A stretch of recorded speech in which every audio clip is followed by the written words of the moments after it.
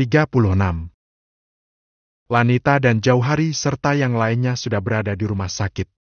Kondisi Suzana dan Sharon tidak terlalu parah. Sementara Rashid sedang-sedang saja. Hanya Dimitri dan Sean yang mengalami luka cukup parah. Mama! Sharon menerima telepon dari Dean dengan terisak. Kamu tak apa-apa, sayang? Mama baru saja tiba di Palembang. Mama akan kembali lagi ke Jakarta. Dean tampak sangat khawatir di seberang panggilan video. Gak usah, Ma, aku gak apa-apa. Cuma Sean aja yang agak parah, cuma belum tahu detail luka seriusnya. Sudah dijemput sama Jauhari dan yang lainnya. Mama tenang saja. Sahut Sharon. Yakin Mama tak usah pulang lagi? Tanya Dean sangsi. Iya, Ma, lihat, aku cuma luka ringan saja. Dean tampak bernapas lega. Terus berkirim kabar dengan Mama ya, sayang. Iya, Ma. Panggilan diakhiri.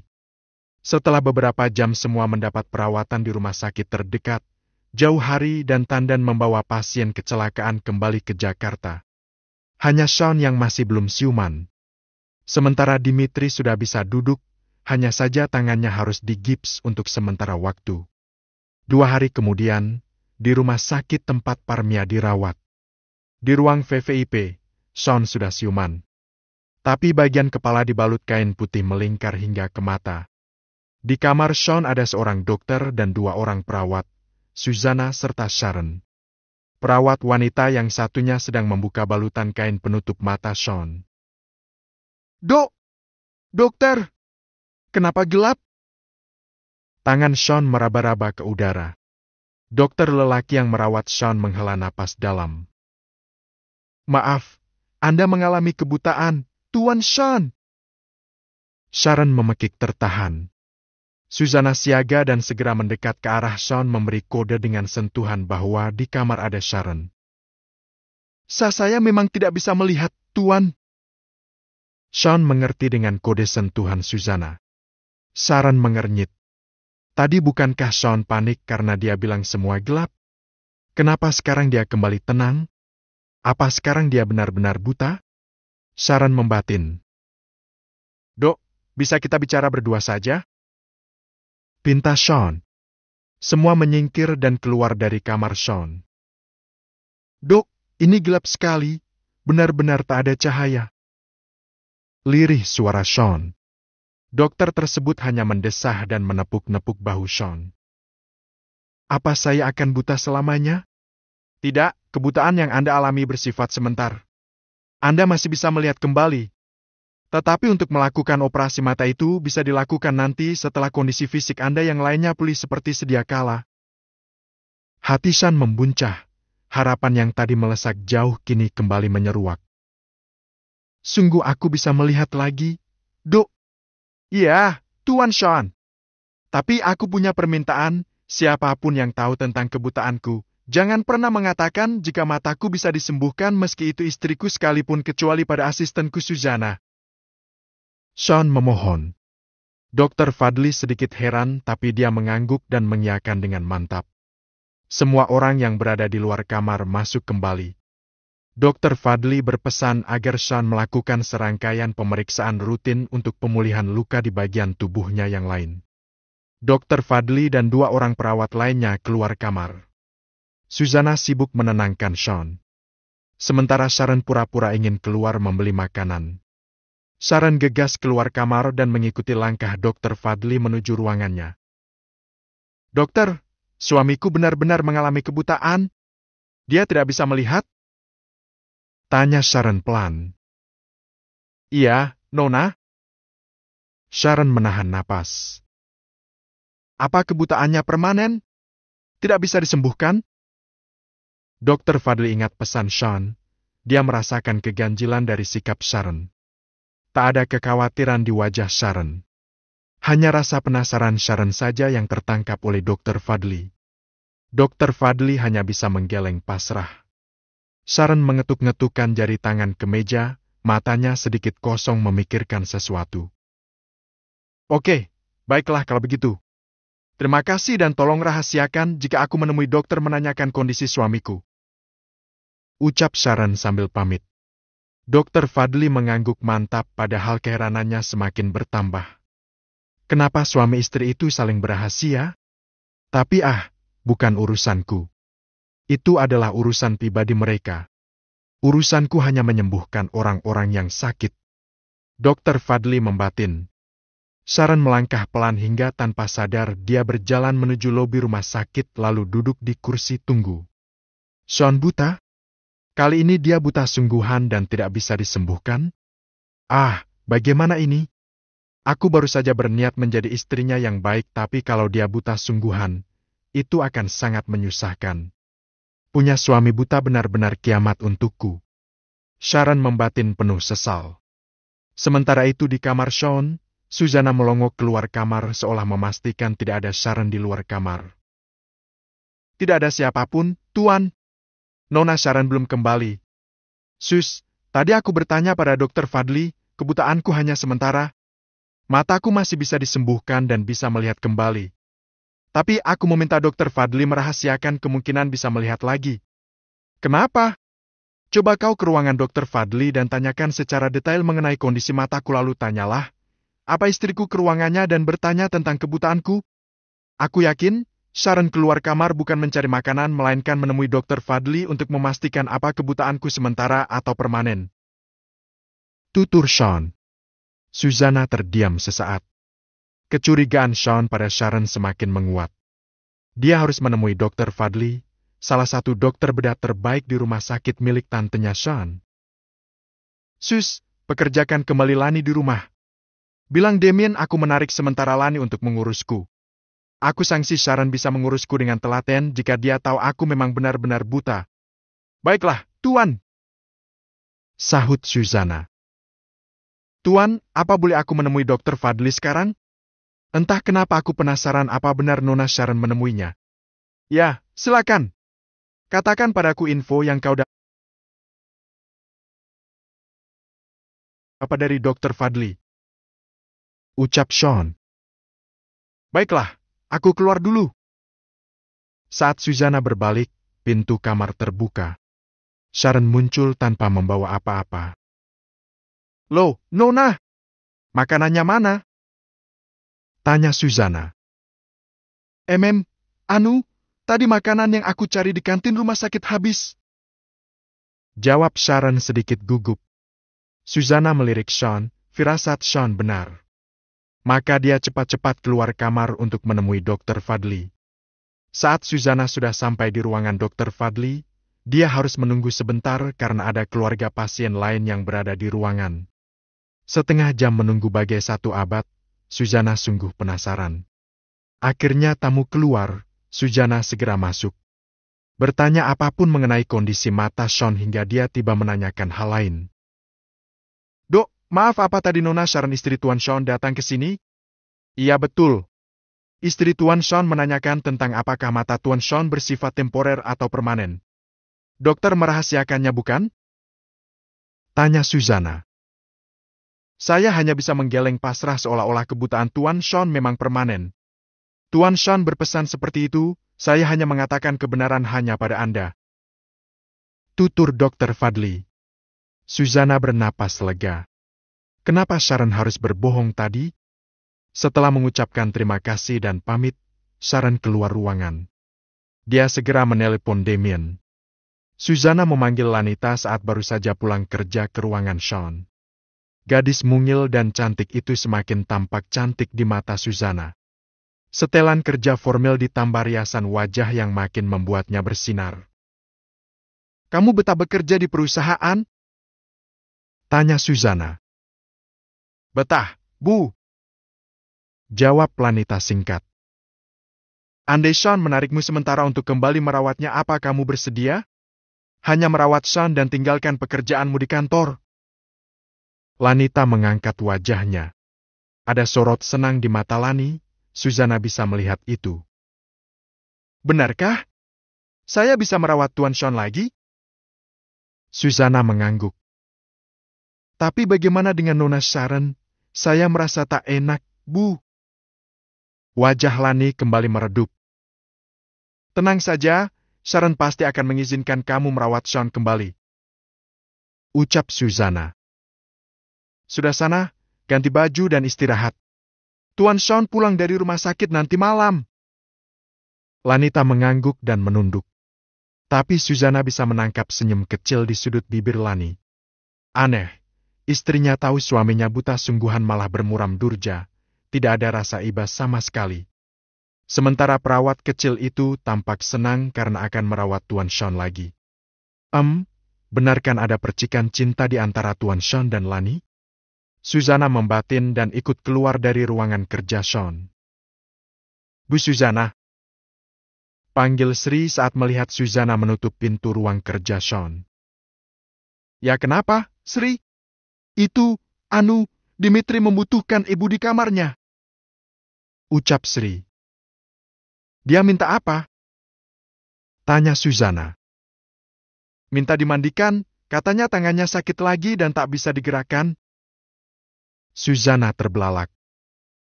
Apa? Memandikan dia? Sontoloyo! Suruh Yanto atau yang lainnya saja, kenapa harus aku yang memandikan chef manja itu? Gerutu Susanna dengan wajah memerah. Sri mengangguk seraya menggaruk pelipisnya. 37. Sean sudah tertidur pulas di sisi Sharon. Diam-diam Sharon membuka mata, mendengarkan dengan seksama dengkur halus Sean, memastikan Sean benar-benar sudah nyenyak. Perlahan Sharon turun dari tempat tidur. Dia meraih smartphone Sean yang selalu disembunyikan di bawah kasur. Ini ponsel sesungguhnya Sean. Untung saja dia pakai kode sidik jari. Sharon dengan sangat hati-hati mencoba satu-satu sidik jari tangan Sean dan berhasil. Sean benar-benar tertidur. Aku harus tahu di mana saja letak kamera CCTV yang ada di kamar ini agar aku bisa bebas bergerak. Output rekaman CCTV memang terhubung ke ponsel Sean. Berhasil. Sharon memperhatikan layar ponsel dan melihat berkeliling kira-kira di mana kamera diletakkan menurut arah sorot ruangan. Tak hanya kamar Sean, tapi juga ruangan-ruangan lain. Kenapa di rumah ini banyak sekali CCTV dan apa maksudnya orang yang melempariku kertas mewanti-wanti aku untuk hati-hati? Siapa dia? Kenapa dia seolah-olah memihakku? Sharon membatin bingung. Akhirnya karena sedikit banyak Sharon mengetahui arah mana saja yang disorot kamera CCTV, Sharon menghapus jejak riwayat dia memeriksa ponsel lalu kembali meletakkan ponsel di bawah kasur. Sharon termenung di sebelah Sean dengan posisi duduk, memeluk kedua kaki dan sesekali menggitik kuku jempol tangannya. Aku tak bisa begini. Sean benar-benar buta. Bagaimana hidupku yang masih muda berakhir menjadi perawat lelaki buta? Sungguh membosankan. Gerutu Sharon. Sharon meraih ponsel, dia membuka fitur WhatsApp lalu kembali menyimpan nomor Jas yang sudah dia hafal di luar kepala. Tring. Pesan untuk Jas terkirim. Tak disangka jam 1 malam Jas cepat membalas pesan Sharon. Sebelum sempat Sharon membalas, Jas meneleponnya. Tapi Sharon menolak. Aku tak bisa mengangkat telepon. Ini nomor barumu? Balas Jas. Ya. Ada apa menghubungiku? Aku sedang liburan. Bersama siapa? Tanya Sharon.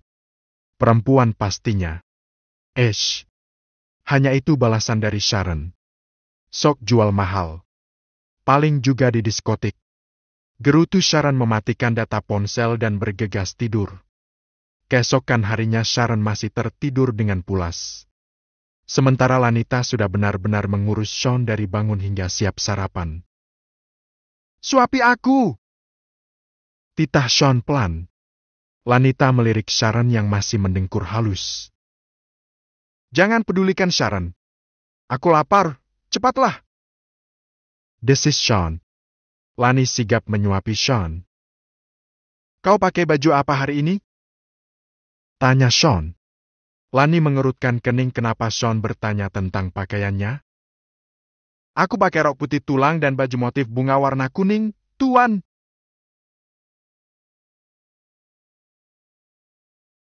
Jawab Lanita.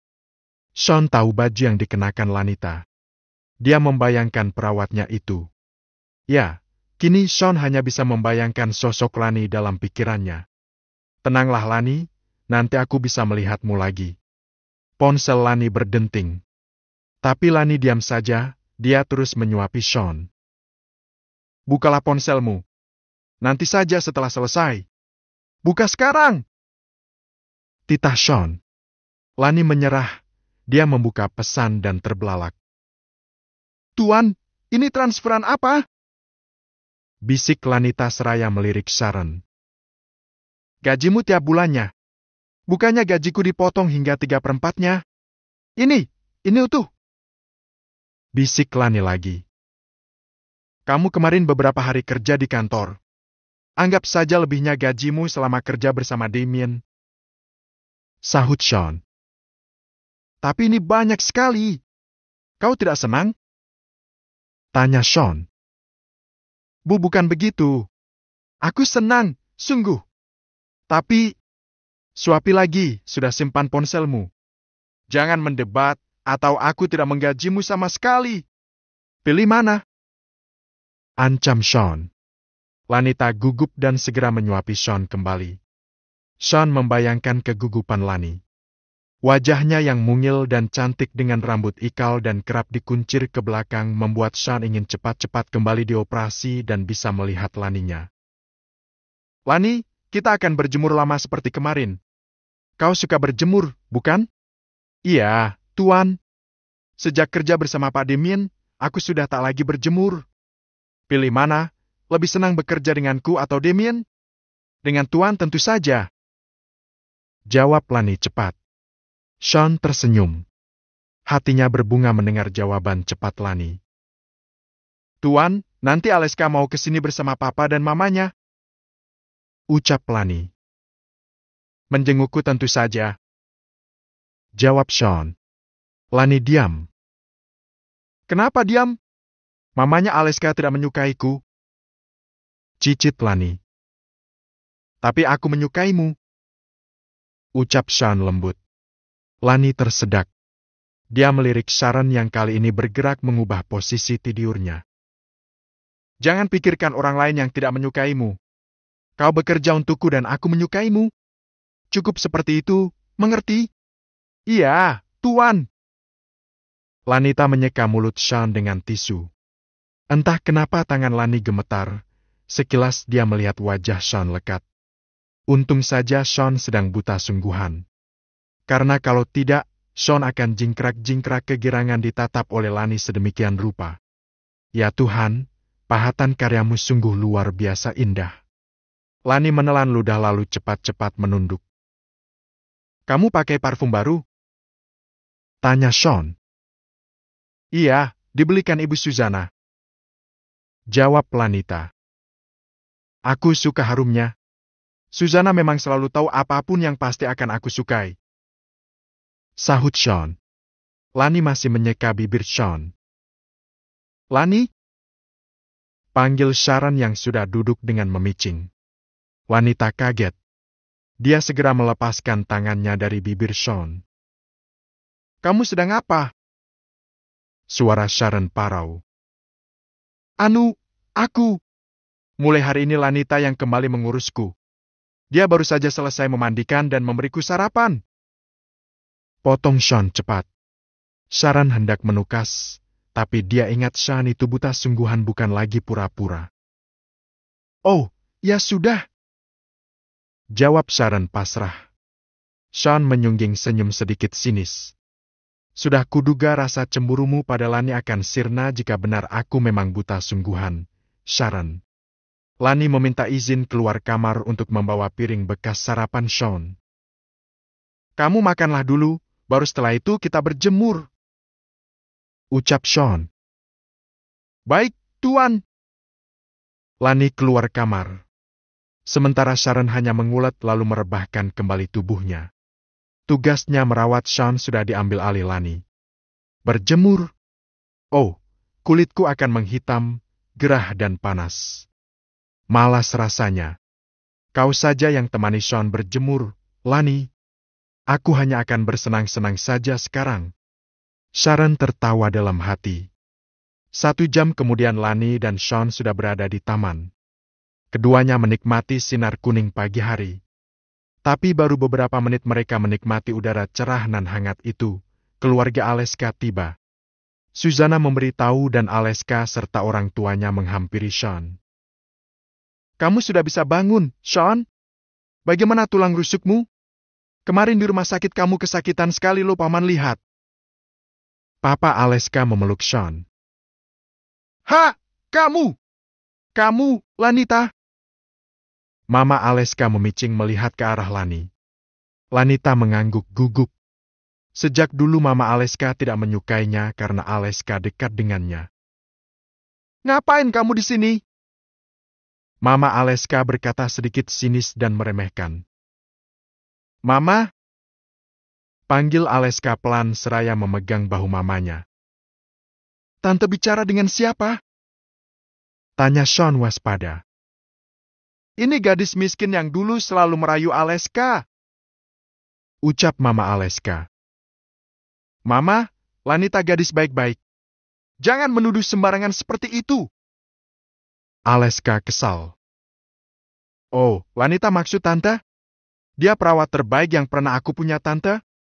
Jangan sembarangan menjelek-jelekannya di rumahku. Jawab Sean tegas. Papa Aleska hanya mendesah dan menepuk-nepuk bahu istrinya. Kita kesini mau menjenguk keponakanmu, Ma, bukan untuk memarahi seseorang dan membuat ribut. Lalu terdengar deru mobil di halaman dan menjeda ribut-ribut kecil di antara mereka. Itu Nyonya Den, Tuan. Ujar Susanna. Oh, mertuamu datang, Sean. Timpal Papa Aleska. Dane keluar dari mobil dan menghampiri semua orang yang ada di taman, menyalami satu persatu dan Dane tertegun saat hendak menyalami Lanita. Gadis ini, 38. Dane tertegun saat melihat Lanita. Benarkah dia gadis yang dia lihat saat pernikahan Sean dan Sharon? Kau! Dia perawat Tuan Sean, Nyonya. Jawab Susanna cepat. Lanita segera menyalami Dane dengan membungkuk sopan. Dane tertegun sejenak. Di mana kalung yang dia kenakan saat itu? Kenapa wajahnya mirip dengan gadis waktu itu? Ah, apakah benar dia? Aku melihatnya hanya sepintas tapi memang dia, ada tahi lalat manis di dagu kirinya. Gadis ini pun memiliki tahi lalat di dagu kiri. Gadis itu sangat cantik. Gadis ini pun sama meski kini dia tampak polos dan sederhana. Dane membatin. Susanna membawa semua orang masuk rumah. Acara berjemur Sean pun terpaksa harus ditunda. Lanita mendorong kursi roda Sean ke ruang keluarga. Di mana Sharon? Kenapa gadis ini yang sibuk mengurusi Sean? Dane terus memperhatikan Lanita saat mereka sedang menikmati jamuan. Lani telaten menyuapi Sean. Sean? Di mana Sharon? Tanya Dane. Oh, istriku masih tidur, Tante. Ucap Sean. Dane gemas dengan jawaban Sean. Sus, apa boleh aku minta bangunkan Sharon? Tanya Dane. Baik, Nyonya. Jawab Susanna. Dane mengikuti langkah Susanna. Tapi Dane tidak ikut masuk ke kamar Sean. Sharon muncul dari kamar dan merentangkan tangan hendak memeluk Dane. Kamu, bisa-bisanya jam segini masih tidur? Omel Dane. Aku ngantuk, Ma. Sahut Sharon mencium kedua pipi Dane. Memang selama ini Sean punya perawat? Bukan kamu yang mengurus Sean? Aku, kok? Cuma mulai hari ini Sean diurus lagi sama perawatnya. Rajuk Sharon. Mama sudah bilang kamu harus jadi istri yang baik, Sharon. Aduh, Mama. Sean itu banyak uang. Aku tetap jadi istri yang manis tapi sampai sekarang dia belum pernah menyentuhku. Ma. Sharon curhat. Dane melongo. Maksudmu? Kau dan Sean belum sekalipun melakukan malam pertama? Sharon mengangguk. Dane terbelalak. Kamu jangan berbohong. Aku nggak bohong, Ma. Gimana aku mau jadi istri yang manis kalau Sean terus-terusan menghindar dariku? Rajuk Sharon. Dane termenung sejenak. Sharon menyadari posisi mereka saat ini adalah posisi di mana dapat terekam oleh CCTV, tapi Sharon tak berani melihat-lihat karena bisa saja nanti Susanna melihat gerak-geriknya. Sharon menarik Dane ke sisi lain ruangan dan duduk di kursi.